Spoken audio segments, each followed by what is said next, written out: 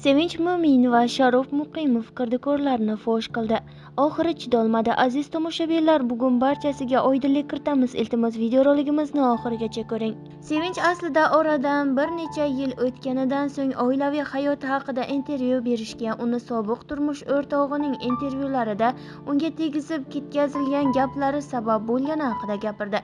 Sharof avvalgi intervyularda bo'laveradi deb o'ylanmaslik kerak ekan deb, u emas, aslida men mayli bo'laveradi deb turmushga chiqqandim-ku.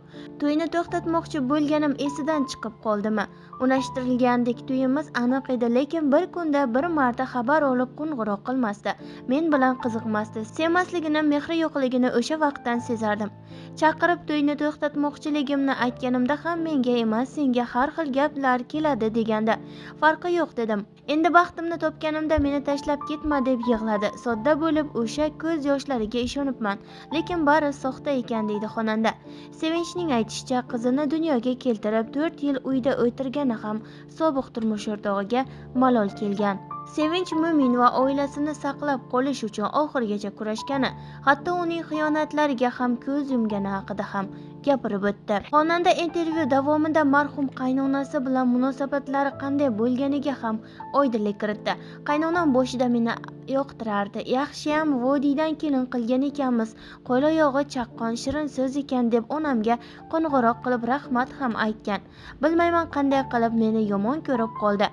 Oilada qanday gap so'z bo'lsa ham umuman gap qaytarmaganman. Chunki onam meni shunday tarbiyalagan.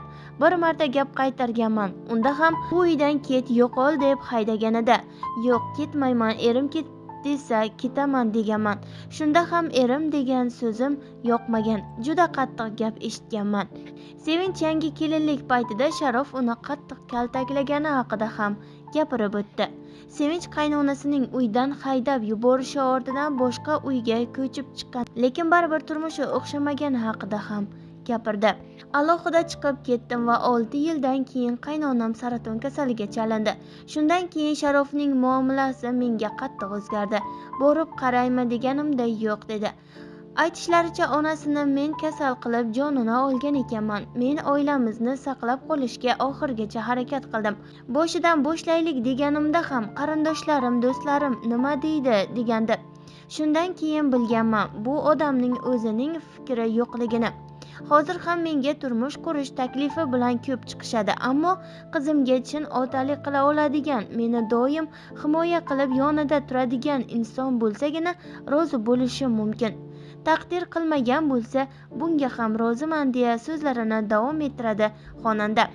Sharof Muqimov va Sevinch Mo'minova 2010-yilda turmush qurgan. Ularning to'yi katta shov-shuvlarga sabab bo'lgan edi. 2011-yilda ular qiz farzandli bo'lgandi.